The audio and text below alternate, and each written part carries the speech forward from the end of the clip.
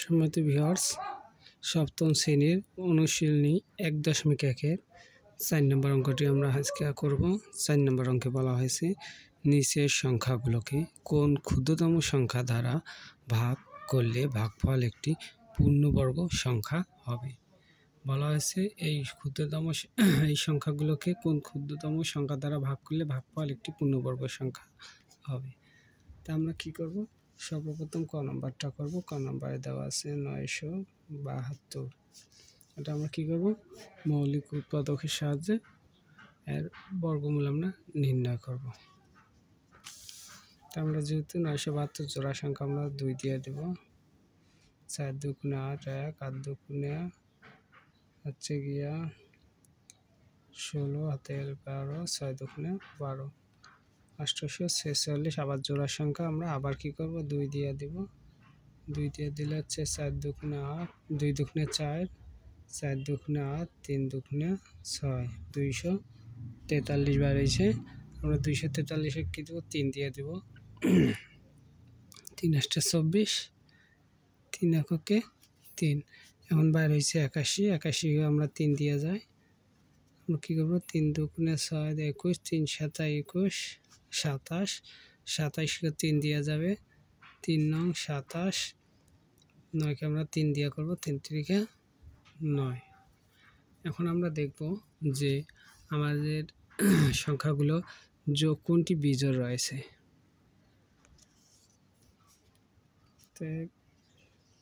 লিখব 972 হচ্ছে সমান সমান 2 গুণন 2 জোড়া গুণন 3 গুণন 3 জোড়া, আবার আসলো গুণন 3 গুণন 3 জোড়া গুণন 3। তার মানে কি একটা 3 হচ্ছে গিয়া বেজোড়।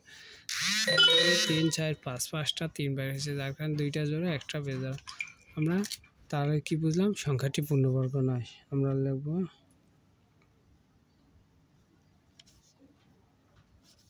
সংখ্যাটি পূর্ণবর্গ নয়। সংখ্যাটি পূর্ণবর্গ নয়, অতএব 3 দ্বারা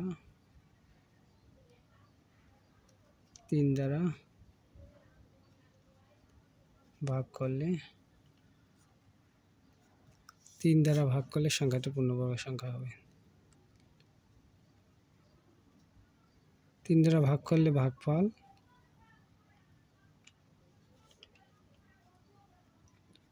পূর্ণবর্গ সংখ্যা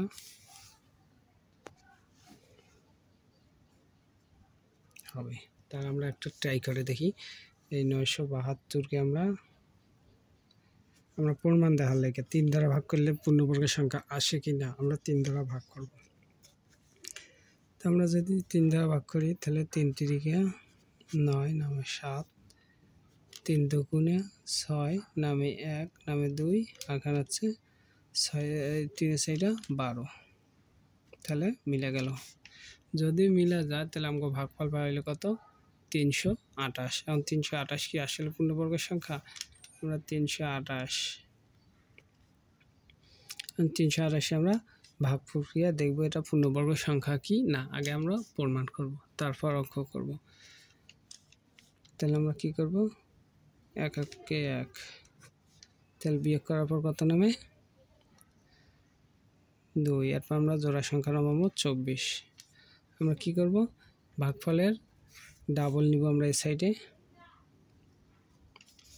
ভাগফলের ডাবল হচ্ছে 2। আমরা এখন কি করব? এমন সংখ্যা নিব যা গুণ করলে যা 228 মিলে যায়। তাহলে আমরা কত নিব? 8। আমরা নিলাম 8। 8 আর 64, 4 হাতে হল 6, আর 2 গুণে 16 আর 6 22। তাহলে সময় 2 ব্যাস আমরা কি বর্গমূল বেরাইলো 18। তাহলে আমাদের উত্তর ঠিক আছে। 3 দ্বারা ভাগ করলে সংখ্যাটি পূর্ণবর্গ সংখ্যা হবে। 328 একটি পূর্ণবর্গের সংখ্যা। আর 328-এর বর্গমূল হচ্ছে 324 পূর্ণবর্গের সংখ্যা, 324-এর বর্গমূল হচ্ছে 18। তাহলে ঠিক আছে, আমাদের এই নিয়মেই অঙ্কটা করতে হবে।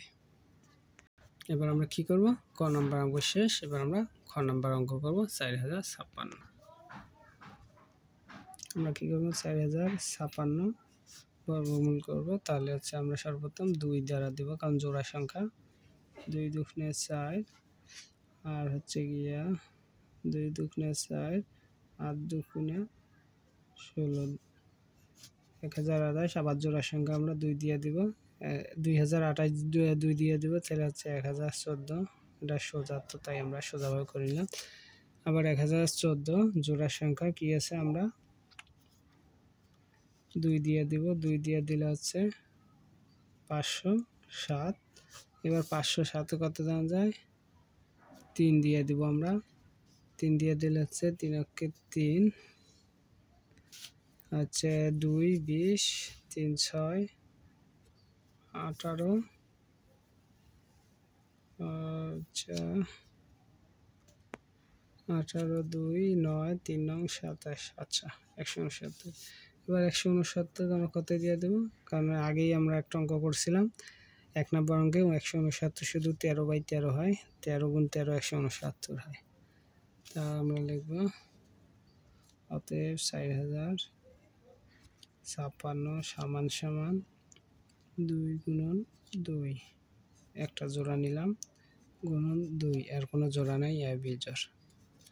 এরপর গুণন 3, 3-এর কোনো জোড়া নাই, 3 হচ্ছে গিয়া বিজোড়।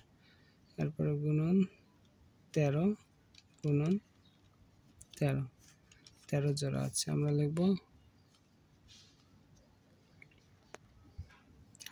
অতএব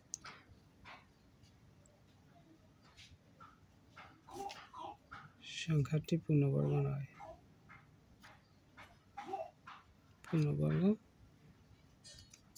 নয়। তাহলে আমরা লিখব 2 গুণন 3 6 বা 6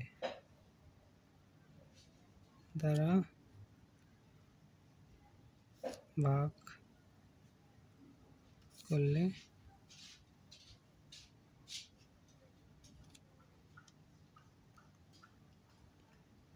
ভাগফল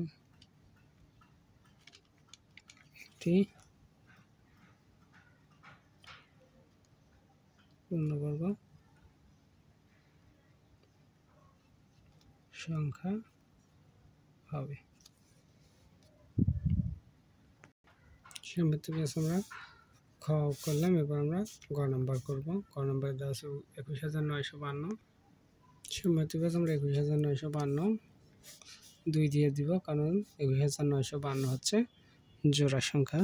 21952 আমরা যদি ভাগ করি তাহলে হচ্ছে 10,976।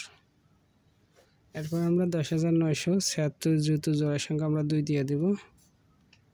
2 দিয়ে দিলে হচ্ছে 5 দুগুণে 10, 4 দুগুণে 8, 8 দুগুণে 16, 8 দুগুণে 16, তাহলে 5,844। আবার যেহেতু জোড়া সংখ্যা, আমরা 2 দিয়ে দেব। 2 দুগুণে 4, 7 দুগুণে 14, 4 দুগুণে 8, 4 দুগুণে 8, 2744। আবার জোড়া সংখ্যা আমরা কী করবো, আবার 2 দিয়ে দেব। 2 একে 2, 3 দুগুণে 6, 7 দুগুণে 14, 2 দুগুণে 4, 1372। আবার জোড়া সংখ্যা বের হয়েছে, আমরা আবার 2 দিয়ে দেব।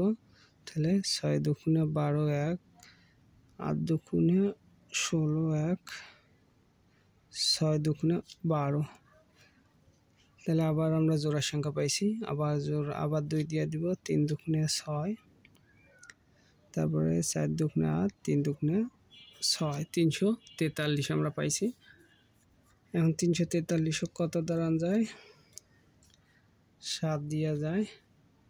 তাহলে 4 7 28, 4 7 28 হলে 6, আর 3 63, 7 9 63, 7 আর 49 আমরা 7 দিয়ে পারি। টার্মগুলো জাস্ট হয়ে গেছে। আমরা এখন কী করবো, অতএব 21,952 সমান সমান প্রথমটা নেব 2 গুণন 2, জোড়া আমরা মিলাইলাম 2 গুণন 2, আমরা আবার জোড়া মিলাইলাম 2 গুণন 2, আমরা আবার কী করলাম, জোড়া মিলাইলাম, এরপর কী করলাম গুণন 7 গুণন 7, আমরা আবার কী করলাম জোড়া মিলাইলাম, এরপর গুণন 7, একটা 7 বেজোড় থেকে গেল। তার মানে কি হচ্ছে, 7 দ্বারা ভাগ করলে সংখ্যার ভাগফলটি একটি পূর্ণবর্গ সংখ্যা হবে। আমরা লিখতে পারি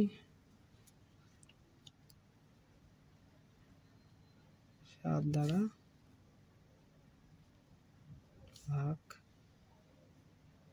করলে ভাগফল একটি পূর্ণবর্গ সংখ্যা হবে।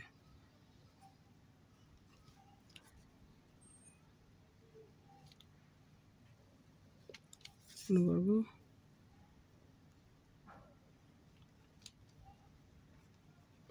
সংখ্যা হবে।